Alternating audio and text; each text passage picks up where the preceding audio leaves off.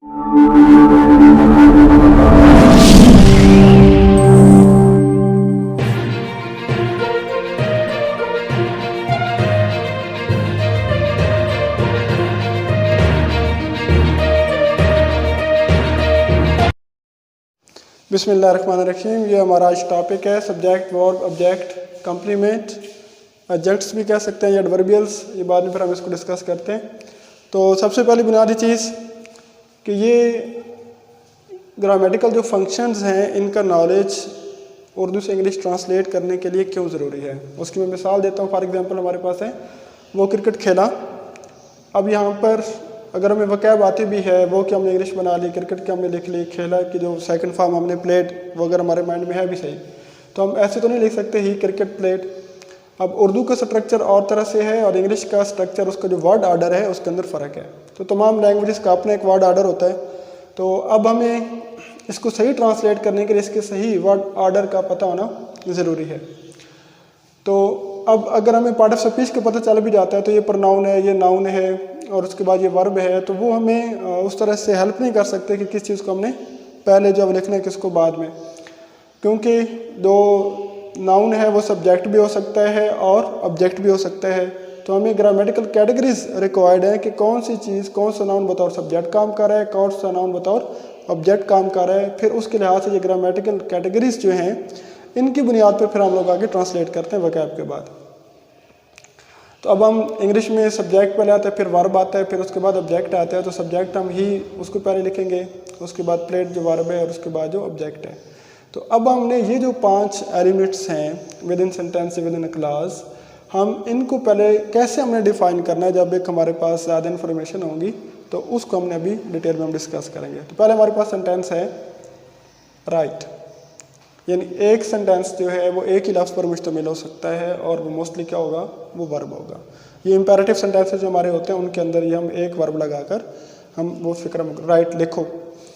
अब इसके अंदर ऐसा बेसिकली यू जो है या जो इम्पेरेटिव सेंटेंस के अंदर इसके अंदर जो सब्जेक्ट होता है वो अंडरस्टूड होता है। यानी अब किसको कहा जा रहा है, कोई ना कोई बंदा सामने होगा जिसके लिए इन्फॉर्मेशन दी जा रही होगी। तो यहाँ पर यानी अंडरस्टूड सब्जेक्ट जो वो यू है, जो लिखा नहीं जाता बल्कि उसका सेंस जो है वो लिया जाता है, यानी आप लिखें। तो पहला ये जो यानी ग्रामेटिकली हम लोग ये इसको किससे दायर करेंगे, वर्ब से। और वर्ब क्या होता है, यानी ऐसा वर्ड जो किसी एक्शन को या स्टेट को शो करे। Verb is a word that shows an action और state of the noun. Second sentence के अंदर हमारे पास है ही रन्स। तो अब इसके अंदर ही और रन्स दो हमारे पास कंपोनेंट्स हैं। एक हमारे पास सब्जेक्ट है, दूसरा हमारे पास वर्ब है।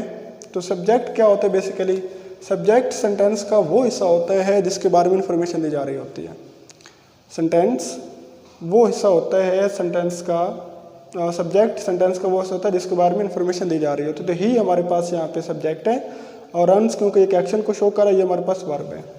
तो ये जो स्ट्रक्चर है हमारे पास सेकेंड वन, ये सब्जेक्ट और वर्ब का स्ट्रक्चर है।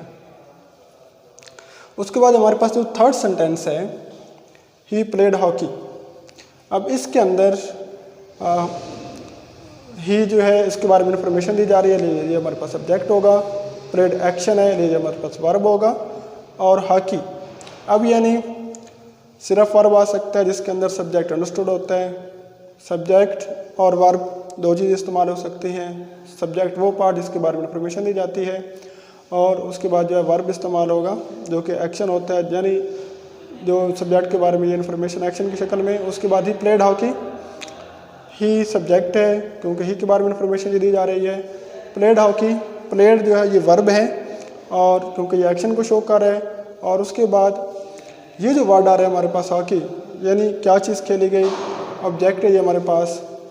और ऑब्जेक्ट क्या होता है, जिस पर एक्शन परफॉर्म किया जाता है, जो कि जिस पर एक्शन परफॉर्म किया जाए उसको हम लोग ऑब्जेक्ट कहते हैं। तो यहाँ पर जो हमारे पास स्ट्रक्चर बनेगा वो सब्जेक्ट, वर्ब और उसके बाद ऑब्जेक्ट का स्ट्रक्चर हमारे पास बनेगा। अब ऑब्जेक्ट जो है, नीचे एक और सेंटेंस है कि ही पनिश्ड असलम, उसने असलम को सजा दी। तो ही हमारे पास सब्जेक्ट है। उसके बाद जो पनिश्ड है हमारे पास यहाँ पर वर्ब है जो कि एक्शन को शो कर रहा है। असलम, उसने सजा दी किसको, असलम को। तो असलम जो है ये हमारे पास ऑब्जेक्ट है। तो यहाँ पर हॉकी जो था वो हमारे पास ऑब्जेक्ट था और यहाँ पर असलम जो है ये हमारे पास ऑब्जेक्ट है। ही प्लेड व्हाट, क्या खेला, और ही पनिश्ड हुम, उसने किसको सजा दी, असलम को सजा दी। तो जो व्हाट का आंसर होता है या हुम का आंसर होता है, ये दोनों ऑब्जेक्ट होते हैं। यानी एसवीओ में सब्जेक्ट वर्ब और ऑब्जेक्ट जो है वो एक व्हाट वाला भी हो सकता है और दूसरा हुम वाला भी हो सकता है। देन किसको सजा दी गई या क्या चीज़ करी गई। यानी ऑब्जेक्ट फाइंड आउट करने के लिए हमें क्या करना होता है कि हम लोग वर्ब के बाद व्हाट का जो हुम का आंसर पुट करते हैं। अगर व्हाट से हुम का आंसर मिल जाता है तो उसका मतलब वो व्हाट जो हमारे पास वो ऑब्जेक्ट होगा। नेक्स्ट हमारे पास है अब ही गेव मी बुक्स। अब यहाँ पर ही जो हमारे पास वो सब्जेक्ट है क्योंकि इसके बारे में इंफॉर्मेशन सारी दी जा रही है। गेव एक्शन है तो ये वर्ब हो जाएगा। अब हमारे पास जो है वो दो अल्फाज आ रहे हैं। अब हमने देखना है कि ये क्या चीज़ है। ही गेव व्हाट, उसने हमें क्या दिया, उसने क्या दिया, तो उसका आंसर हमें मिलेगा बुक्स, तो ये भी इसका मतलब ऑब्जेक्ट है। ही गेव हुम, उसने किसको ये किताबें दी, मी, मुझे ये किताबें दी, तो इसका मतलब है कि ये दोनों हमारे पास ऑब्जेक्ट हैं। तो ये स्ट्रक्चर जो हमारे पास बनेगा सब्जेक्ट, वर्ब, ऑब्जेक्ट और सेकंड ऑब्जेक्ट। अब जो फर्स्ट वन ऑब्जेक्ट है मी, ये इसको हम इनडायरेक्ट ऑब्जेक्ट कहेंगे और जो बुक्स है ये हमारे पास डायरेक्ट ऑब्जेक्ट होगा जो डायरेक्टली इफेक्ट होता है वर्ब से।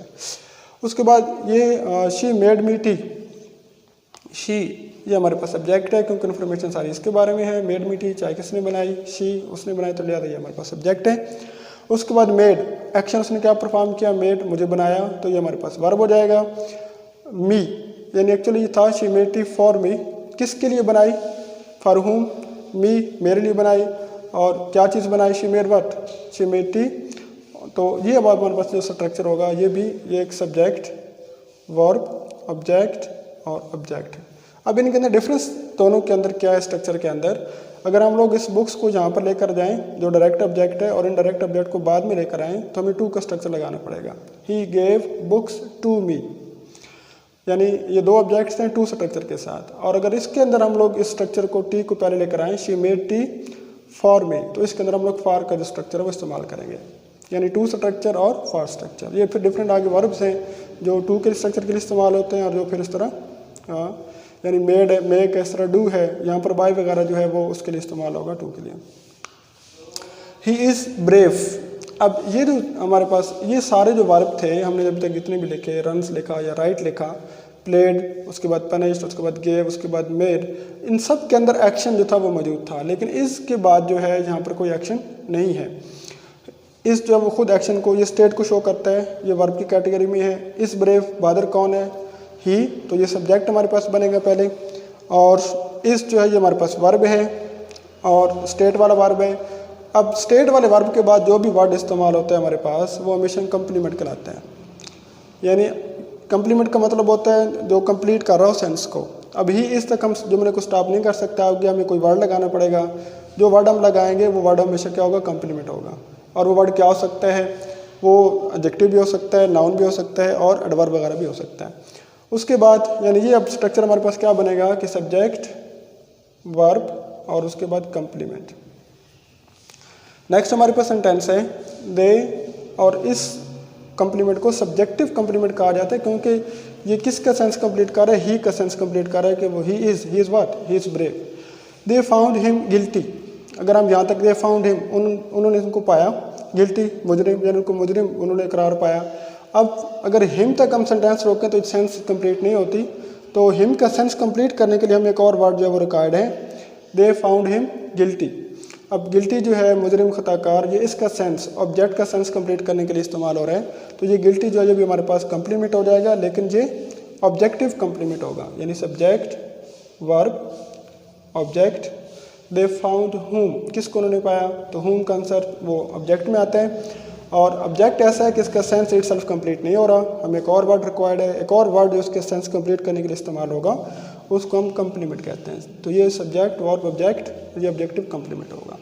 तो अब ये जितने भी हम लोगों ने टर्मिनोलॉजी पढ़ी है, अब हम इसको दोबारा से एक दफ़ा मैं इनको रिवाइज करवा देता हूँ कि वर्ब बेसिकली क्या होता है, जो एक्शन को शो करे या स्टेट को शो करे, जो स्टेट को शो करे या एक्शन को शो करे। अब ये रन्स ये एक्शन को शो कर रहा है और ये इस जो वर्ब है हमारे पास ये स्टेट को शो कर रहा है। उसके बाद जो सब्जेक्ट है, सब्जेक्ट क्या होता है? Subject is the part of sentence about which something is said, यानी जिस ऐसा फिक्रे का वो हिस्सा जिसके बारे में इंफॉर्मेशन दी जाती है।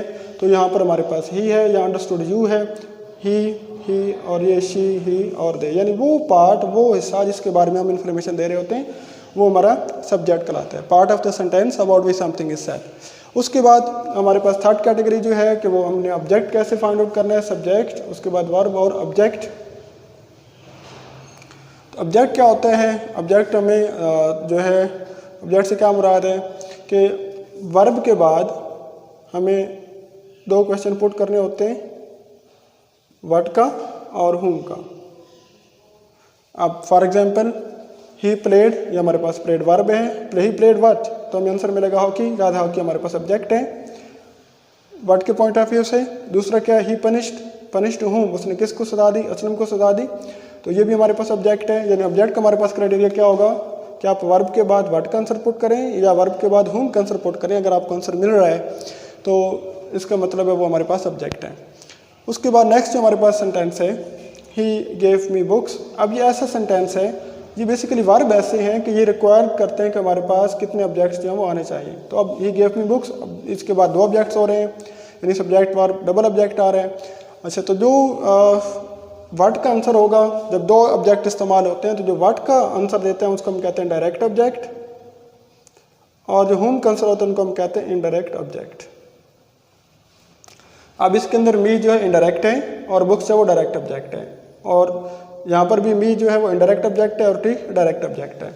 और दूसरा फ़र्क इनके अंदर क्या है कि ये डबल ऑब्जेक्ट वाले जो सेंटेंसेस होते हैं, जो वर्ब जिनके बाद डबल ऑब्जेक्ट्स लगते हैं, ये टू कंस्ट्रक्शन भी हो सकती है और फॉर कंस्ट्रक्शन भी हो सकती है। यानी अगर आप डायरेक्ट ऑब्जेक्ट्स को पहले लेकर आएंगे तो फिर हमें टू के बाद लगाना पड़ेगा, he gave books to me, और इधर यहाँ पर अगर लगाएंगे तो यहाँ पर फॉर लगाना पड़ेगा, she made tea for me. तो ये डबल ऑब्जेक्ट वाली जो कंस्ट्रक्शन है दो तरह की है, टू से भी और फॉर से भी। उसके बाद ही इज़ ब्रेव, वो बहादुर है। अब ये तो यानी हम एक्शन वाले जो वर्ब थे उनकी बात कर रहे थे, अब ही इज़ ब्रेव, वो बहादुर है। अब जो स्टेट वाले वर्ब होते हैं, स्टेट वाले वर्ब के बाद जो हमारे पास जो ऑप्शन आते हैं, पहली बात तो कंप्लीमेंट होता क्या है? स्टेट वाले वर्ब के बाद वो कोई भी लफ्ज़ जो इस्तेमाल होता है जो सब्जेक्ट का सेंस कंप्लीट करने के लिए इस्तेमाल होता है उसको हम कहते हैं कंप्लीमेंट, और इस तरह से सब्जेक्टिव कंप्लीमेंट होता है। तो कंप्लीमेंट जो है वो दो तरह के होते हैं, एक सब्जेक्टिव कंप्लीमेंट और एक ऑब्जेक्टिव कंप्लीमेंट। सब्जेक्टिव कंप्लीमेंट जब भी इस्तेमाल होगा ये जो स्टेट वाले वर्ब है, स्टेट वाले वर्ब के बाद इस्तेमाल होगा, और ऑब्जेक्टिव कंप्लीमेंट जो होगा वो हमेशा ऑब्जेक्ट के बाद होगा।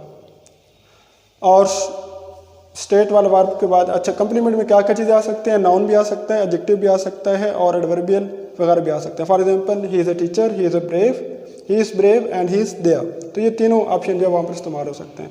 ये स्टेट वाले वर्ब जो है उनकी डिफरेंट बी टाइप भी है, हैव टाइप। मतलब अगर हम लिखते हैं आई हैव, तो आई हैव के बाद जो कंप्लीमेंट है वो सिर्फ नाउन आ सकता है, I have books, I have a mobile, इस तरह का कोई भी जो चीज़ लिखेंगे वो सिर्फ नाउन वगैरह आप लोग लिख सकते हैं। लेकिन बी फॉर्म जो है यानी इज़ एम आर वाज वार, उनके बाद हम लोग जिस तरह भी मैं बता रहा था वो एडजेक्टिव भी लगा सकते हैं, नाउन भी लगा सकते हैं और एडवर्बियल वगैरह भी लगा सकते हैं। उसके बाद नेक्स्ट हमारे पास जो है दे फाउंड हिम गिल्टी। अब ये ऑब्जेक्ट जो है वो इस तरह का इस्तेमाल हुआ है कि इसका सेंस इटसेल्फ, यहाँ तक सेंटेंस हमारा कंप्लीट नहीं होता, सेंस की समझ, दे फाउंड हिम, उन्होंने उसको पाया, व्हाट डज इट मीन। अब हमें कोई और एक वर्ड लगाना पड़ेगा जो इस हिम के सेंस को कंप्लीट कर सके। तो इस तरह के कुछ वर्ब हैं, उनका ये स्ट्रक्चर इस्तेमाल होता है। अब ये जो वर्ड है हमारे पास वो भी कंप्लीमेंट है, और क्योंकि ये ऑब्जेक्ट का सेंस कंप्लीट करने के लिए इस्तेमाल हो रहा है लिहाजा हम इसको ऑब्जेक्टिव कंप्लीमेंट कहेंगे। लिहाजा ये गिल्टी जो है वो ऑब्जेक्टिव कंप्लीमेंट है, तो ये भी कंप्लीमेंट है लेकिन ऑब्जेक्टिव कंप्लीमेंट है। अच्छा, अब ये चीज़ तो हो गई, ऑब्जेक्ट भी हमने लगा लिया, उसके बाद हम लोगों ने कंप्लीमेंट की बात कर ली। अब ये लास्ट जो है एडवर्बियल भी कहते हैं या ऑब्जेक्ट भी कहते हैं, ये एडिशनल पार्ट होता है। अब एडिशनल पार्ट कैसे होता है एडवर्बियल के पॉइंट ऑफ व्यू से देखें, मतलब अगर हम लिख सकते हैं राइट केयरफुली, ध्यान से लिखो। अब ये जो है क्या हो जाएगा वर्ब, और उसके बाद ए यानी एडवर्बियल इस्तेमाल होगा, ही रन्स, इसके साथ हम लोग फास्ट लगा सकते हैं, ये भी एडवर्बियल है, ये एडिशनल है, ये कंपल्सरी नहीं होता। ही प्लेड हॉकी, आगे हम इसके साथ लिख सकते हैं येस्टरडे, वो कब खेला, क्योंकि एडवर्बियल जो तो क्या है वो बताते हैं कि एक्शन कब, कहाँ, क्यों, किस तरह, किस मकसद के लिए परफॉर्म किया गया। ही पनिश्ड असलम, आगे हम कह सकते हैं बिटरली, बड़ी शिद्दत से, बड़े ज़ोर से, severely. He gave me books yesterday, या केयरफुली, उसने बड़ी एहतियात से मुझे किताबें दी। तो ये सारी चीज़ें जो हैं यानी मतलब तमाम जो हमारे पास स्ट्रक्चर है इनके आखिर पे हम लोग एडवर्बियल वगैरह यूज़ कर सकते हैं।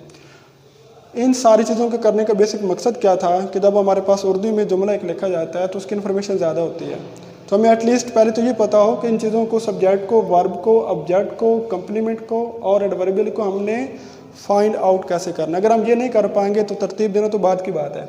जब हमें पता ही नहीं चलेगा कि ये एडवर्बियल है, ये ऑब्जेक्ट है, तो हम उसको फिर तरतीब देना हमारे लिए बहुत मुश्किल हो जाएगा। तो नेक्स्ट हमारा जो टॉपिक होगा वो हम इसमें ये डिस्कस करेंगे कि किस तरीके से जो एक तो एक्सरसाइज करेंगे कि उसमें से डिफरेंट वर्ड्स दिए जाएंगे, आप लोग उनको तरतीब देंगे। फिर नेक्स्ट में कि ये सब्जेक्ट में एक वर्ड आ सकता है या ज़्यादा वर्ड आ सकता है, वो इंशाल्लाह नेक्स्ट पे लेक्चर में।